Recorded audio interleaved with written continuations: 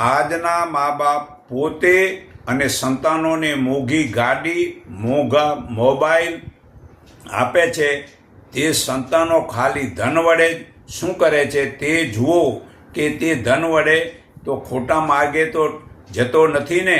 તે જુઓ તે ગમે તેવું ભણતો હોય છતાં ક્યારેક વડીલ દાદા જ્ઞાનીનો સત્સંગ જરૂરી સાંભળવો જરૂરી છે. તે જરૂર જ્ઞાન વડે આધ્યાત્મિકના રસ્તે વાળશે.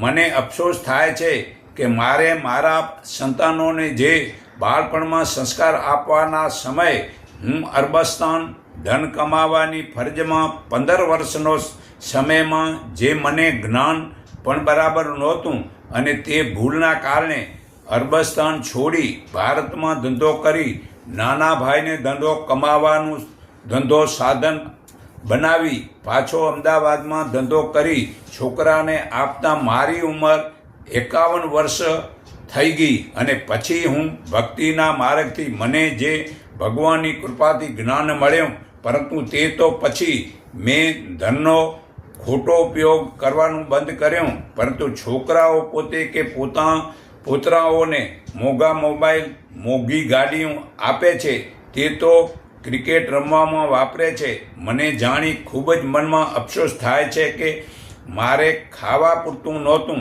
ત્યાં ભગવાને સુખ આપ્યું છે, ત્યાં હવે તો જુઓ ધન વડે જ્યાં ત્યાં દેશ વિદેશ ફરવા જવું અને ક્રિકેટ રમવામાં ગાડી લઈને જવું. જ્યાં સંસ્કારની જરૂર છે, જો ભગવાનનો ભાવ હશે ને ઘરમાં બેસી ધ્યાન કરશું તો આનંદની મૂડી અને ઓજસની મૂડી અને પરમાત્માની મૂડી હશે. તે માટે ભગવાને આપણને આ મનુષ્ય શરીર આપ્યું છે. તો વડીલ વહેલી સવારે ઉઠી ધ્યાન કરો તો તે લાભનું છે. તો સવારે ઉઠતા નથી ને રાત્રે 10 વાગે ઊંઘતા નથી. બહારના ભૌતિક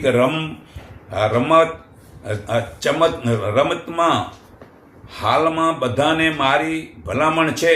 તેમાં ખાસ પ્રમુખ મંત્રી પોતે સુધરો તો સમાજ સુધરશે, તો રાષ્ટ્ર બચશે ને રાષ્ટ્ર બચશે તો આપણે બચશું.